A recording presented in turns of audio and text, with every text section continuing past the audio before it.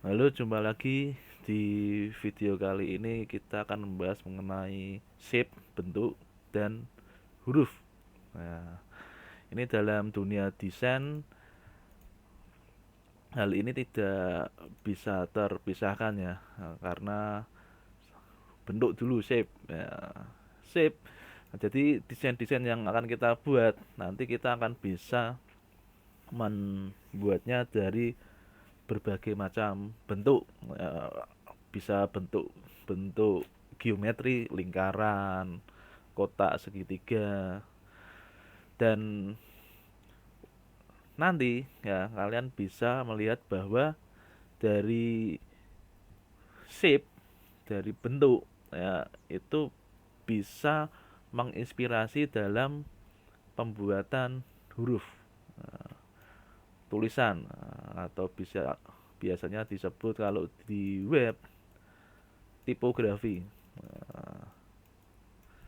penulisan. Nah, ini penting nih karena ini salah satu ujung tombak yang membuat tampilan desain menarik. Kalau menarik pasti dilihat.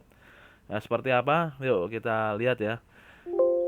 Nah, jadi kemampuan kita untuk melihat membuat sebuah desain, nah, kreativitas kita itu sangat berperan ya. Bagaimana kita mengkombinasikan bentuk-bentuk bangun, bentuk-bentuk ya lingkaran, segitiga, kotak ya dipadukan dengan bentuk yang lain mungkin, nah, sehingga bisa untuk membuat menginspirasi dalam kaitannya dengan huruf.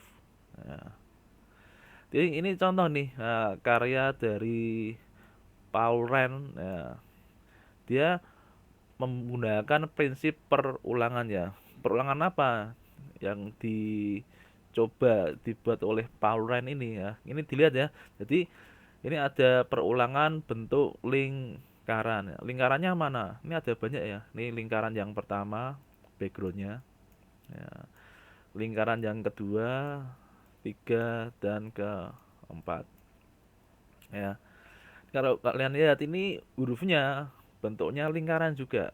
Nah, isinya nanti kita akan juga belajar. Ini istilahnya apa sih? Isi di dalam huruf ini.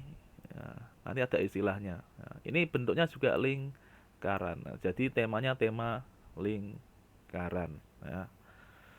Efeknya apa nih? Ya, implementasinya apa di dunia sehari-hari? Misalkan ini mau mendekati hari raya, ya, mendekati hari raya. Nah, kita akan membuat tulisan. Nah, ini kan hari raya, misalkan Lebaran. Nah, Lebaran biasanya identik dengan ketupat. Nah, ketupat itu kalau geometri itu adalah gambar, eh, itu ya apa yang bentuknya seperti layang-layang nih ya.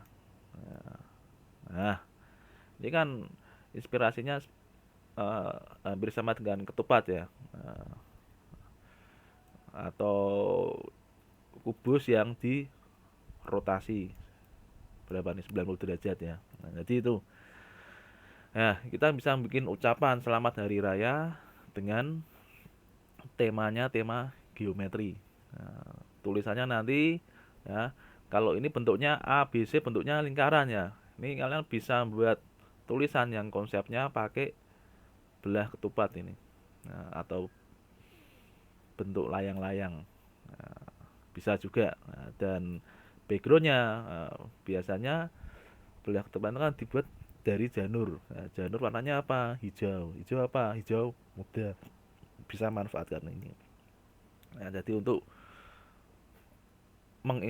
contoh implementasinya, atau kalau mau pakai background hitam bisa ya, untuk memberi kesan apa, kalau hitam dominasi ya di materi sebelumnya mengenai persepsi, diberi background hitam kemudian tulisannya hijau semu-semu putih. Nah, itu bisa. Nah, ini bisa dicoba ya. Nah, kemudian kita masuk ke pengkategorian gambar digital. Nah, gambar digital itu ada dua, vektor dan raster.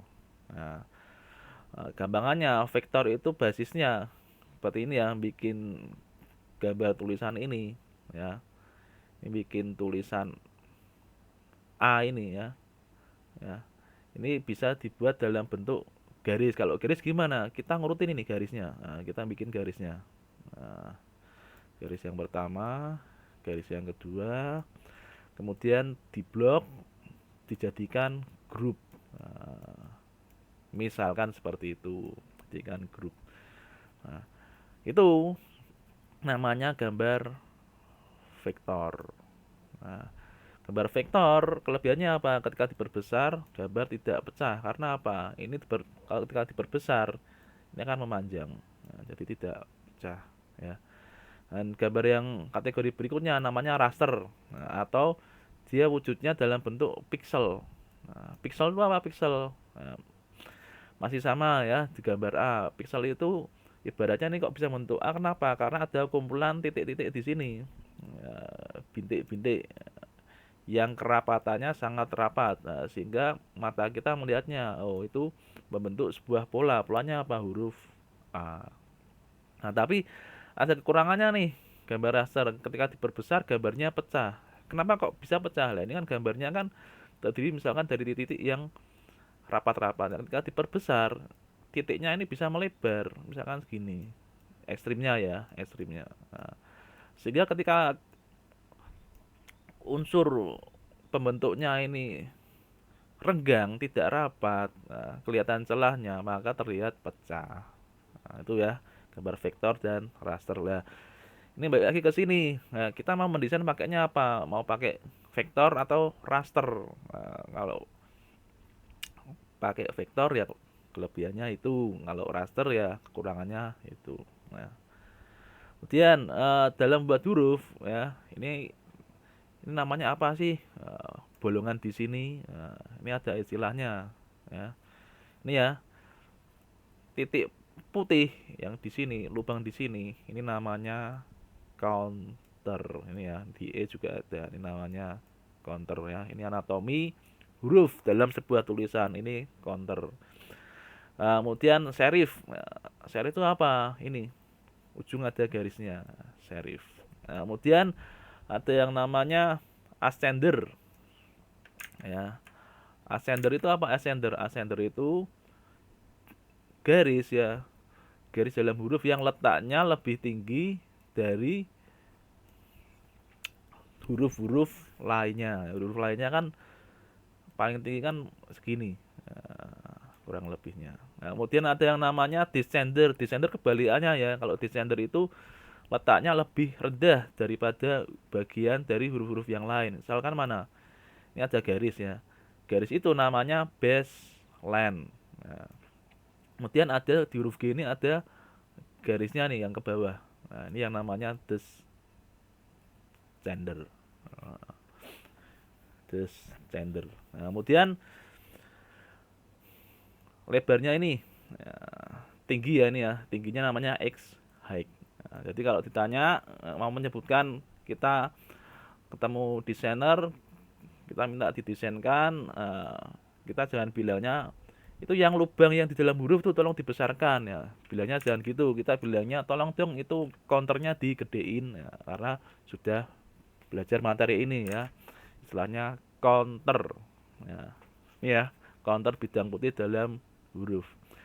Nah, serif itu garis ya, dan kalau ya ada tulisan yang namanya sans serif, berarti maksudnya apa? Hurufnya tanpa serif atau hurufnya tidak pakai garis ini. Garisnya ini bisa di atas bisa di bawah ya. Ini tanpa ini. Kemudian descender ya, nanti saya jelaskan paling tinggi atau lebih terangkat ya dari bagian huruf lainnya. Nah, nah ini anatomi dari ukuran ya, ukuran. Jadi kalau ada ukuran 12 pt, 24 pt, kalau di PowerPoint minimal 24 ya supaya terlihat tulisannya. Itu yang dimaksud apa sih? Ini yang dimaksud poin ukuran huruf adalah ini ya, lebarnya ini. Ya. Oke, mungkin gitu.